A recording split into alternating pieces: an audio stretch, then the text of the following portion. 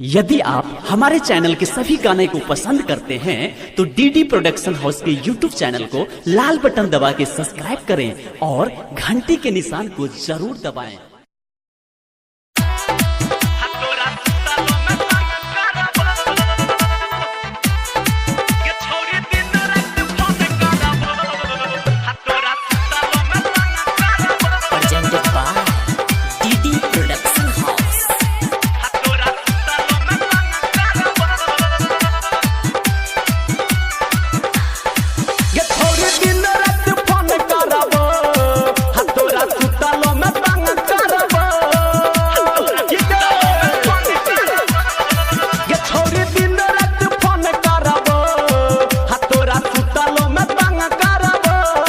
चोरा के खेला शादी गे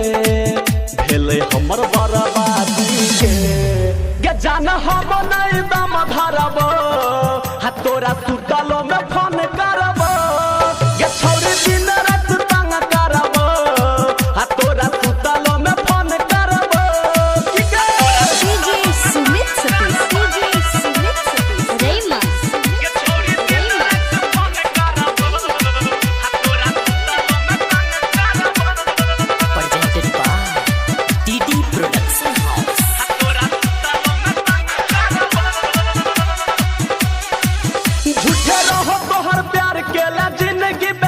छियो तोरे दुआरे कुआरे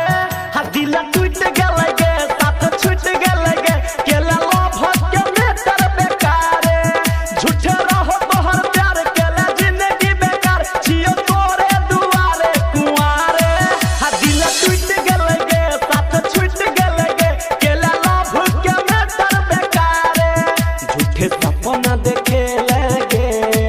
साथ छोड़ के गेलै गे तोरा याद में हम मरब गे छौरी दिन रात फोन करब हा तोरा सुतलो में तंग करब गे छौरी दिन रात फोन करब डीजे सुमित सतीश रेमा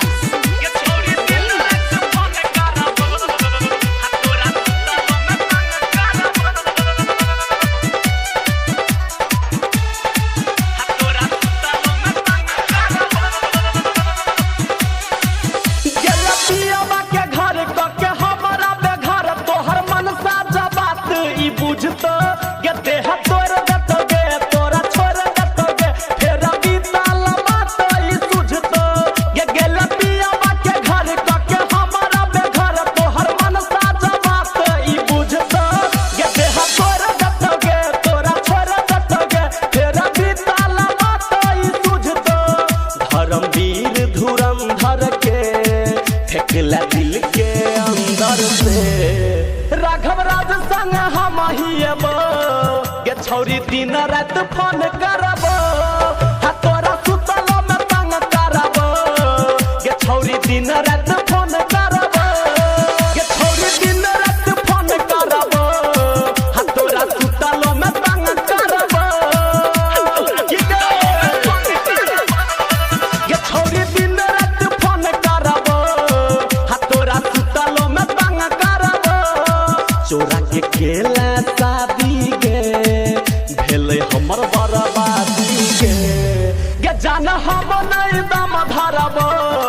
हा तोरा सुतलो में फोन करब